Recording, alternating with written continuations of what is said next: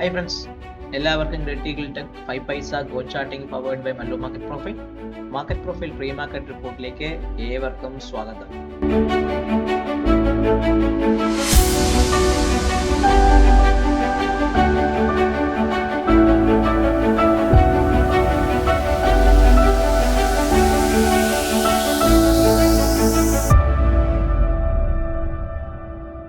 വലുതായിട്ടൊരു pre market റിപ്പോർട്ടൊന്നും എനിക്ക് പറയാനില്ല. കാരണം മാർക്കറ്റ് ഒരേ റേഞ്ചിൽ തന്നെ കിടന്ന് കളിക്കുന്നതുകൊണ്ട് ഇനി പ്രീ മാർക്കറ്റ് റിപ്പോർട്ട് ലെവൽസിനും ഒരു മാറ്റവും. എല്ലാം സെയിം ആണ്. നിഫ്റ്റി ഇന്നൊരു ഗ്യാപ്പ് അപ്പ് ഓപ്പണിംഗ് ആയിരുന്നു വന്നത്. തിരിച്ച് താഴേക്ക് ഇറങ്ങി ജി പീരീഡിൽ open option out of the range വരുന്ന സമയത്ത് G will be more dangerous than any other time period എന്നാണ് പറയുന്നത് മാർക്കറ്റ് പ്രൊഫൈൽ പറയുമ്പോൾ. സോ ഇന്ന് ജിയിൽ നിഫ്റ്റി താഴേക്ക് ലോ അടിച്ചു, തിരിച്ച് കയറി പി ഒ സിയുടെ ഭാഗത്തേക്ക് ക്ലോസ് ചെയ്തു. ഇന്നലെ ഇന്നും ഏകദം റെപ്ലിക്കയാണ്. ഇന്നലത്തെ ആണെങ്കിൽ ഒരു സ്മോൾ പി ആണെങ്കിൽ ഇന്നൊരു സ്മോൾ ബി. ചുരുക്കി പറഞ്ഞാൽ പെർഫെക്റ്റ്ലി ഒരു ബാലൻസ്ഡ് പ്രൊഫൈലാണ് നിഫ്റ്റി ഇന്നലെ ഇന്നും നോക്കി അറിയാം. ഓൾമോസ്റ്റ് പി ഒ സി 25,958 959 എന്ന പി ഒ സിയുടെ ഭാഗത്തൊക്കെ തന്നെയാണ് നിഫ്റ്റി ക്ലോസ് ചെയ്തിരിക്കുന്നത്. അപ്പൊ ഞാൻ ആ പി ഒ സിയുടെ സ്ട്രക്ചർ ഒന്ന് മാറ്റി വരയ്ക്കാം. വേറെ വരയ്ക്കാനായിട്ട് എനിക്കൊന്നും വേറെ ഒന്നും ഇല്ല. വരയ്ക്കാനായിട്ട് ഒന്നുമില്ല, തന്നെ പി ഒ സിക്ക് ഒരു മാറ്റമില്ല. സോ 25,959 ഭാഗത്തേക്ക് ഞാനൊരു പി ഒ സി ഒന്ന് കൊണ്ടുവന്നു. അത്രയും മാത്രമേ എനിക്ക് ചെയ്യാനൊരു വേറെ ഒന്നുമില്ല.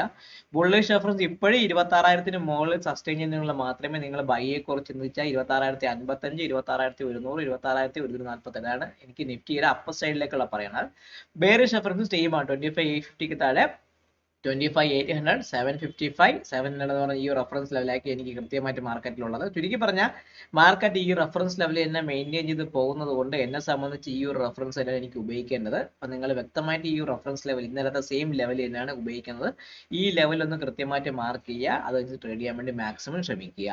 ഇനി നമുക്ക് നോക്കേണ്ടത്, നിങ്ങൾക്ക് അടുത്തത് നോക്കുമ്പോൾ ഞാൻ അടുത്ത പറയാനുള്ളത് ബാങ്ക് നിഫ്റ്റി എവിടെയെങ്കിലും പോയാന്ന് വെച്ചാൽ വല്ലയിടത്തും പോയിട്ടൊന്നുമില്ല. ഈ 3 ദിവസം ഒരേപോലെ ബാങ്ക് നിഫ്റ്റി ഒരു പക്ക ബാലൻസ് ആണ്. ഞാൻ ഈ 3 ദിവസത്തെ പി ഒ സിയും കൂടെ ഒന്ന് ഞാൻ റേഞ്ച് ചെയ്തപ്പോൾ നിങ്ങൾ നോക്കിയാൽ പെർഫെക്റ്റ്ലി ഗർഭിണിയുടെ വയറ് തള്ളി നിൽക്കുന്ന അവസ്ഥ കണ്ട ആ ഒരു പക്ക ഒരു കുംഭാറിന്റെ വയർ, അല്ലെങ്കിൽ നല്ല തിറഞ്ഞ് ആഹാരം കഴിച്ച് തള്ളി നിൽക്കുന്ന വയറ് പോലെ പെർഫെക്റ്റ് ബാലൻസ് ആണ്. 60,683 രൂപയാണ് പി ഒ സി വരുന്നത്.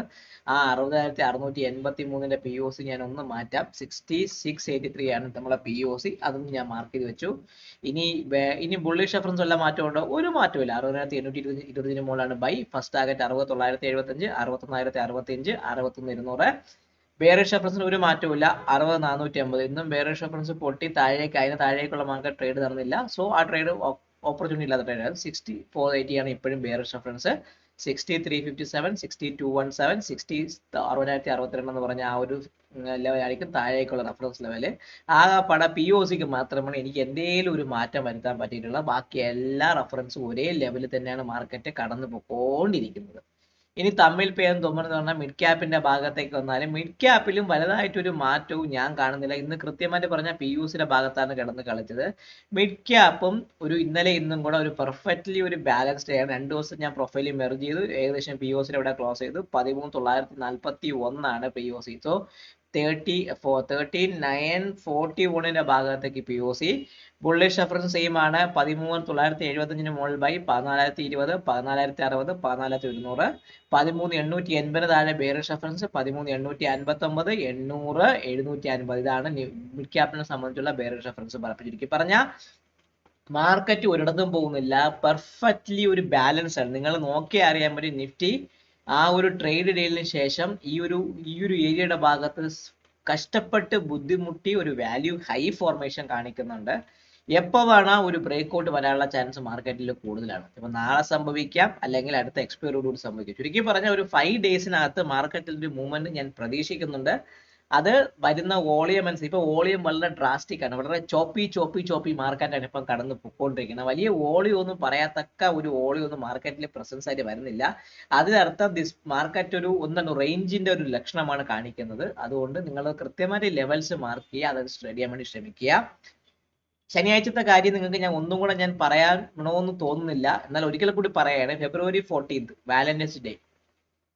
ട്രേഡിങ്ങിനെ പ്രണയിക്കുന്ന ട്രേഡേഴ്സിന് വേണ്ടിയിട്ടുള്ള ഒരു ഈവന്റ് ആണ്. അന്ന് മണി ടോക്സിന് നിഖിൽ ഗോപാലകൃഷ്ണൻ, ട്രേഡ് മാർക്സ് അക്കാഡമിയുടെ Arun Murali, critical tech critical ടെക്കിന്റെ വിഷ്ണുഗുപ്തൻ ഞാൻ കാണും. പിന്നെ 5 പൈസയുടെ യഷ്ക സാർ ആൻഡ് ടീം കാണും. അപ്പം ചുരുക്കി പറഞ്ഞാൽ ഒരു ട്രേഡേഴ്സിനും ഒരു ഇൻവെസ്റ്റേഴ്സിനും എങ്ങനെ മാർക്കറ്റിനെ കൺട്രോൾ ചെയ്യല്ല, എങ്ങനെ അഡാപ്റ്റ് ചെയ്യാം, എന്തൊക്കെ കാര്യങ്ങൾ നോക്കണം, ഇങ്ങനെയുള്ള കുറച്ച് എന്താണ് സിമ്പിൾ ആയിട്ടുള്ള കുറച്ച് കാര്യങ്ങൾ, പിന്നെ ട്രേഡിങ്ങിന് വരുന്ന മിസ്റ്റേക്കുകൾ, പ്രത്യേകിച്ച് ഇൻട്രാഡേ ട്രേഡിങ്ങിൽ നിങ്ങൾ വരുത്തുന്ന മിസ്റ്റേക്കുകൾ എങ്ങനെ അവോയ്ഡ് ചെയ്യാനെ കുറിച്ചും ഞാനൊരു സെഷൻ എടുക്കുന്നുണ്ട്. ചുരുക്കി പറഞ്ഞൊരു വെൽ പാക്ഡ് ആയിട്ടുള്ള ഒരു 1 ഡേ ഈവന്റ് ആണ്. ട്രേഡേഴ്സ് ആയ നിങ്ങൾക്ക്, ട്രേഡിങ്ങിനെ പ്രണയിക്കുന്ന നിങ്ങൾക്ക് വേണ്ടിയിട്ടുള്ള ഒരു വാലന്റൈൻസ് ഡേ ഒരു മീറ്റപ്പ് ആണ്. അപ്പൊ അതില് പങ്കെടുക്കാൻ വേണ്ടി മാക്സിമം ശ്രമിക്കുക. നിങ്ങൾ പങ്കെടുക്കുക, നിങ്ങളുടെ ഫ്രണ്ട്സിനെ കൊണ്ടുവരിക. സ്റ്റുഡൻസ് ഇപ്പം ഗ്രാജുവേറ്റ്സ് ആണ്, നിങ്ങൾ പഠിച്ചുകൊണ്ടിരിക്കുന്നവർക്കാണെങ്കിൽ അവർക്ക് ഫ്രീ ആയിട്ട് എൻട്രി ഉണ്ട്. സോ എല്ലാവർക്കും ഫെബ്രുവരി 14 ഈവന്റിലേക്ക് സ്വാഗതം. വീഡിയോ കാണുക, ലൈക്ക് ചെയ്യുക, കമന്റ് ചെയ്യുക, സബ്സ്ക്രൈബ് ചെയ്യുക. നിങ്ങളെ ട്രേഡിംഗ് ഫ്രണ്ട്സിന് വീഡിയോ കൊടുക്കാനും മറക്കാതിരിക്കുക. Happy trading all my